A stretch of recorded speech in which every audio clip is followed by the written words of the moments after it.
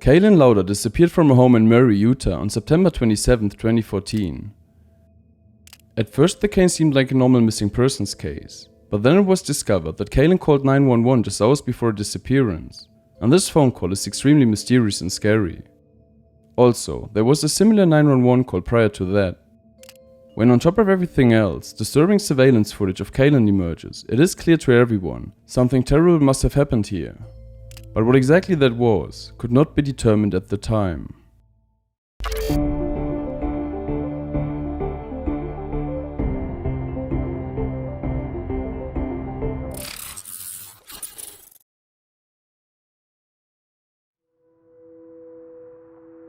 Kayelyn Louder. Kayelyn Louder was born in Utah in 1984. From an early age, she shared a close bond with her twin brother Colton. The two children were two peas in a pod. Kayelyn later studied social work at Utah State University and successfully completed her degree there in 2006. While Kayelyn was thriving, her twin brother got caught up more and more in a drug addiction. He also suffered from major psychological problems. Kayelyn really took this to heart because she loved her brother very much. In the year of 2009, a huge fight broke out between Colton and their uncle. Both men were under the influence of drugs, and the situation escalated so badly in the end that Colton wound up shooting his uncle. This led him to being sentenced to 5 years in jail. Kayelyn later made the following statement about her brother. He had major issues to hold down a steady job, to have successful relationships. He had problems with self-esteem. He no longer wanted to live. Kayelyn herself was deeply saddened by her brother's problems, but somehow she managed to keep an emotional distance to the situation and continue leading a normal life. The only area Kayelyn really struggled in was her career. It was difficult for her to find employment with her type of degree, so she continued running into repeated periods of unemployment in between jobs. In mid-2014, she finally ended up finding a job at a school, but right before the start of summer, right before she disappeared, she wound up being fired once again. Kayelyn's parents described their daughter as being extremely upset about the situation. She was supposedly depressed to be out of work again. Nevertheless, she was a very upbeat person who refused to let life get her down for long. They could not imagine that their daughter could have developed mental issues. And it turns out that not too much time passed until Kayelyn started sending out applications and regained her optimistic outlook of the future again. Disturbing 911 calls. Kayelyn lived in a small but very cozy apartment which she shared with her roommate Carol and her beloved pug named Phyllis. The apartment complex where Carol's and Kayelyn's apartment was located in had a club room, which could also be described as an event room. You were able to rent it for weddings, birthday parties or other celebrations. On September 26, 2014, one day before her disappearance, Kayelyn dialed 911 shortly after 9 p.m. The call was about said event room. Kayelyn claimed that there had been some type of argument and stated that the party guests were now engaging in some type of physical altercation. When asked if there were any weapons involved, Kayelyn answered, yes, guns. The police immediately dispatched several units to the scene, but when they arrived, everything appeared to be perfectly normal. There was a wedding being held at the club room. As far as the police could see, there was no argument and there were no guns. The guests all agreed that there was no incident, and the only thing that Kayelyn could have heard was a bang created by setting off fireworks. With a lot of imagination, that could have interpreted as a gunshot.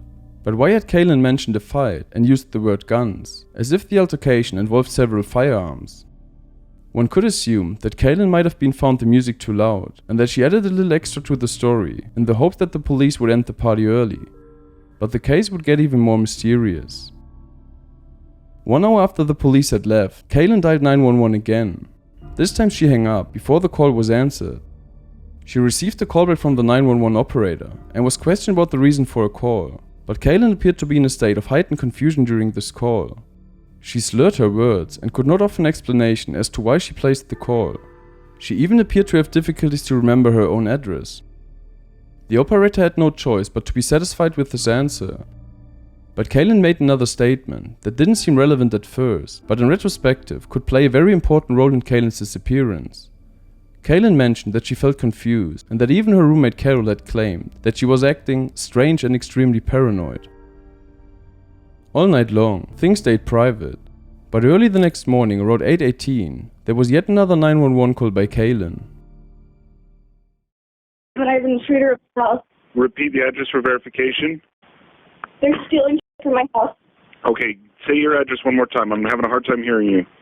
Get the out of my house. Okay, do you know who this person is? No, I don't. I just know that there's an intruder in my house. You don't know who they are? No, I don't. I'm going to look from where I'm at because I'm worried about my safety. Please hurry. Are you at the location now? Yes, I am. Were weapons involved or mentioned?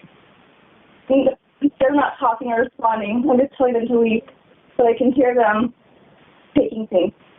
So you haven't seen them, you can just hear them? Yes, correct. Are you or anyone else in immediate danger? I believe so. Okay, are you able to get yourself to safety? I just want to answer that while he's here. I'm sorry, what? No. Can you talk freely with me? Yeah. Okay, where exactly are you? I'm in the back bedroom. Karen, Where did lock the your suspect door. enter the building? There's only one door. Get out of my house. Is there anyone else in the building who belongs there? Yes, there's 6 apartments. Okay, is there anybody else in your apartment that should be there? I believe she is here. I have a roommate. Where is she at? Next door to me. Can you still hear them? Yes, Where does it sound like they're at?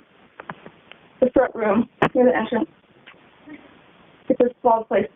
Shut up. Are they saying anything? Yeah, I heard someone say, hey, go in there, so there's obviously 2 of them. Hey, Karen, lock the door. There's something going on there. Come here. Yeah. They might have left.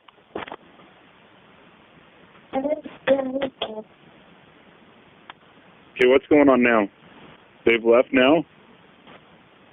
Yeah, so I'm just going to look and see if anything's been taken. Someone opened the door, and I heard them come in. Don't do that, Carol. If the door's still locked, it's impossible. They must have a key or something. Because when I took the dog out, I heard people talking.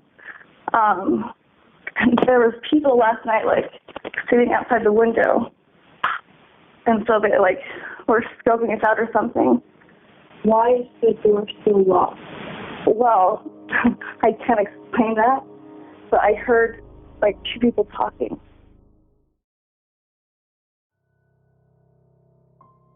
After this strange call, a patrol unit was sent back to Carol's and Kayelyn's apartment. They searched the entire building and found no evidence of a break-in. They also questioned Kayelyn, who insisted on having seen an intruder, and Carol, who couldn't explain what had suddenly gotten into her roommate. She said that it was possible that Kayelyn had heard noises made by Carol, and assumed that she was hearing an intruder, but Carol still thought that Kayelyn was displaying extremely paranoid behavior. One thing that isn't clear is who was laughing in the background during the phone call.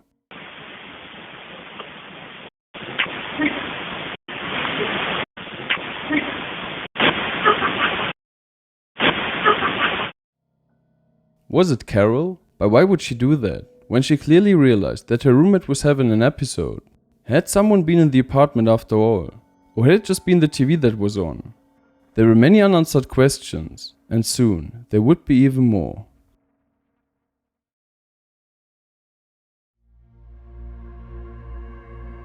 Kayelyn's disappearance.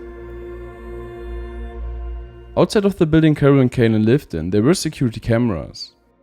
They recorded how Carol left the apartment in the morning. Around 2:30 PM, you can see on the footage that Kayelyn went down to the little creek located behind the house. Even though it was a rainy day in fall, Kayelyn wore shorts and no jacket or shoes. Kayelyn stayed down by the creek for a little while, before she ran back to the house in a rush. It almost seemed like she had just noticed that it was raining, or maybe she spotted something between the trees that scared her. Only a few minutes later, Kayelyn left the house again. Again, she wasn't wearing any shoes or a jacket. She walked along the bank of the creek. However, this time she was with her dog Phyllis. You could see Kayelyn talk to the air. The police later viewed this as a sign of hallucination. Others, however, believe that Kayelyn was simply talking to the dog. She loved Phyllis like no one else, and she would have done anything for him, so it would not have been strange for her to talk to him. Kayelyn left the house one more time without her dog, later on in the afternoon, wearing only a top and shorts again. She walked to the nearby creek like she was on a mission. She stayed there for a little while, and eventually walks towards the trees, and disappears out of the camera's view. Between 5 and 6 PM is when she disappears for good. It isn't known if there's more security footage of Kayelyn leaving the house again prior to this. The footage that I have shown here are the same videos that the police has received. So it's not possible to say for sure whether or not she might have met someone at the creek, got into a car, or disappeared right after the last video. All that is certain is that Kayelyn disappeared in the clothes she was wearing on the surveillance video. She didn't have a jacket or shoes on, nor was she carrying any money or had a cell phone with her. Her dog was found in the apartment. It quickly became clear that something must have happened to her.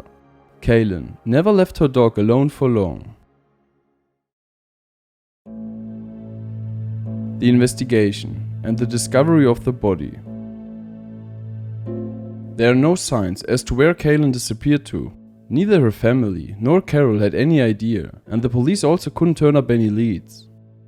Even 10 weeks later, there was no progress, though investigators considered countless different scenarios, from mental problems, suicide, to kidnapping. That's when locals started complaining about a clogged pipe in the close-by Jordan River. So the city sent some of their municipal workers down to the river to investigate what the obstruction is all about, and it didn't take them long to find the pipe in question. The object locked in the pipe was Kayelyn's dead body. Here the police is keeping quite some details under wraps. The spot where the body was located was about 5 miles from Kayelyn's apartment. However, it was never communicated to the public how long she had been dead for, or how long she was suspected to be inside of the pipe. The only comment made by the police was that the body was in an advanced state of decomposition. This indicates that she must have been inside of the pipe for quite a while, but why didn't anyone notice that the pipe was clogged any sooner than that? There's no good answer to this question. During the autopsy, it was determined that there was no water found in Kayelyn's lungs. She was either already dead when she fell into the water, or she died from a so-called dry drowning, which means that the vocal cords in the voice box cramp up in a way that you can suffocate, even though no water enters your lungs. There were no injuries, cuts, or bruises to be found anywhere on her body, but they were reluctant to reject the use of force as a cause of death, because the decomposition was so advanced that they were unable to tell for sure. Traces of drugs and alcohol were also not found. The police closed the investigation into Kayelyn's disappearance and noted that she most likely passed away because of dry drowning. According to them, external reasons do not play a role in Kayelyn's death. If it happened due to an accident, or if it was suicide, could no longer be determined. From the very start, Kayelyn's family didn't believe that she harmed herself. Only a few days before her disappearance, Kayelyn had received a job offer. And besides that, there were no other indications that she was suicidal or had mental problems. The creek behind the house was connected to Jordan River.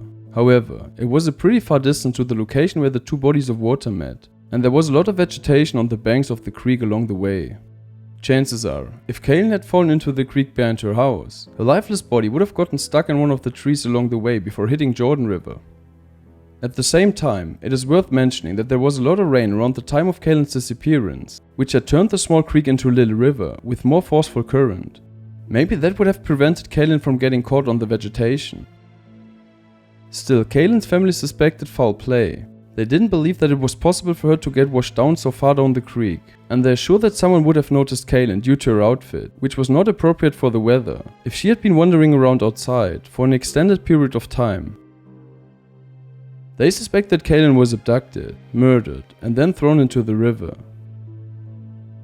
The truth what really happened is something we may never know.